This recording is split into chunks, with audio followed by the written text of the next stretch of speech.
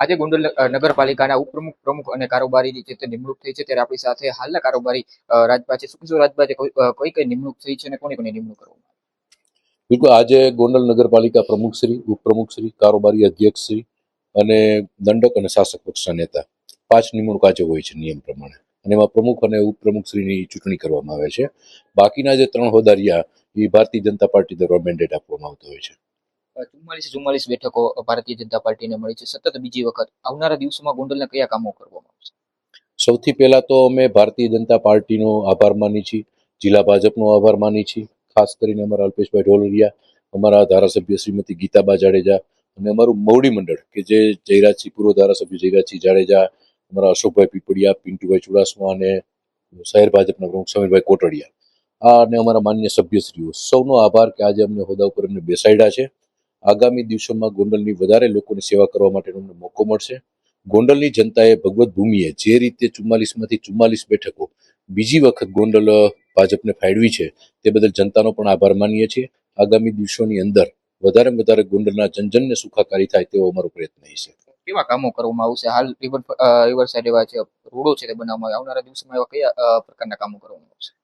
ગોંડલ નગરપાલિકાએ પ્રાથમિક પ્રશ્નો મોટાભાગના પૂર્ણ કર્યા છે. આગામી દિવસોની અંદર ગોંડલ વધારે મોડર્ન બને તેના માટે સૌથી મોટો એક પ્રોજેક્ટ એટલે કે આપણે રિવરફ્રન્ટનો પ્રોજેક્ટ લેવા માંગી છીએ. એની સાથે સાથે બહેનોની ઘણા વર્ષોથી અપેક્ષાઓ છે કે ખાસ કરીને ગેસ લાઈન ઘર ઘર સુધી પહોંચે, તે અમારો સંપૂર્ણ પ્રયાસ છે. ગોંડલ છે એ દરેક પ્રકારે વિકાસ કરે, રોડ રસ્તા હોય, સ્ટ્રીટ લાઇટ હોય, ભૂગર્ભ કે પાણી, જે પ્રાથમિક પ્રશ્નોમાં કરે, પણ સાથે સાથે ગોંડલને એક નવું બ્યુટિફિકેશન મળે, થોડું મોડર્ન બને અને એક સુંદરતા શહેરની વધે, તેના માટે અમારા સંપૂર્ણ પ્રયાસ છે. તમે જનતાને શું અપીલ કરશો?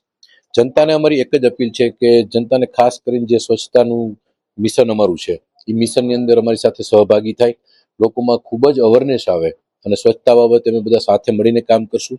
બીજી ગોંડલની જનતાને ખાસ કરીને મારી નમ્ર અપીલ છે કે આપના વિસ્તારમાં કોઈ પણ પ્રશ્ન હોય તો અમારા સભ્યશ્રીને જણાવજો. સાથે સાથે અમે જે રીતે કહી છીએ કે ભાઈ અમારો મોબાઈલ નંબર પણ અમે જાહેર કરી છીએ કે ભાઈ મારો નંબર છે તો 989894 7656. આપને ક્યાંય એવું લાગે તો આ નંબર ઉપર સીધો ફોન કરજો. જ્યાં જરૂર રહેશે ત્યાં સરકાર તરફથી અમે પોતે ત્યાં હાજર રહીશું અને લોકોને જે નાના મોટા પ્રાથમિક પ્રશ્નો હશે એ મને લાગે છે અમે સ્થળ ઉપર પૂરો કરવામાં પ્રયત્ન કરશું. હજી પણ વીજળી શાખા હોય, બીજી અન્ય ઘણી એવી શાખાઓ છે, એને ક્યારે નિમણૂક કરવામાં આવશે? આગામી દિવસોમાં જનરલ બોર્ડ સાધારણ સભા મળતી હોય પ્રમુખના અધ્યક્ષસ્થાને, અને ત્યારે ખાસ કરીને અમારે અલગ અલગ જે સમિતિઓ હોય એ સમિતિની રચનાઓ થતી હોય છે. આ હતા કારોબારી જેને દ્વારા જણાવવામાં આવ્યું કે આવનારા દિવસોમાં ગોંડલમાં દરેક પ્રકારના કામો કરવામાં આવશે અને પોતાનો નંબર છે તે જાહેર કરવામાં આવ્યો છે. ક્રિસ પટેલ, નવજું ન્યૂઝ, ગોંડલ.